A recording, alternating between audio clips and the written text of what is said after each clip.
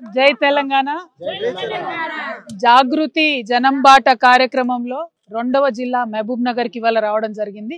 మరి మహబూబ్ నగర్ జిల్లాకు నీరు ఇచ్చేటటువంటి వరప్రదాయిని కృష్ణా నది. అటువంటి కృష్ణా నదిలో పాలమూరు రంగారెడ్డి ప్రాజెక్టు తెలంగాణ రాష్ట్రం సిద్ధించిన తర్వాత డిజైన్ చేసుకోవడం జరిగింది. మరి చాలా పెద్ద ఎత్తున కేసీఆర్ గారి హయాంలో 80 నుంచి 90% పనులు పూర్తయిపోయినాయి.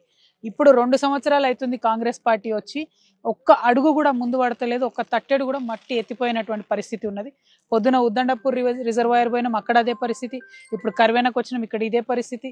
మరి ఎక్కడికి పోయినా కూడా అంతకుముందు మనం శ్రీశైలం నుంచి నార్లాపూర్ వరకు ఎత్తిపోసినాం, ట్రయల్ చేసినాం. ఇప్పుడు నార్లాపూర్ నుంచి ఏదులకు వచ్చేటటువంటి టనల్ వర్క్స్ ఏవైతున్నాయో అవి చేయకుండా ఉన్నారు. దారుణం ఏంటంటే సుప్రీంకోర్టు మొత్తం మన పాలమూరు రంగారెడ్డి ప్రాజెక్టులను సస్పెన్షన్లో పెట్టింది.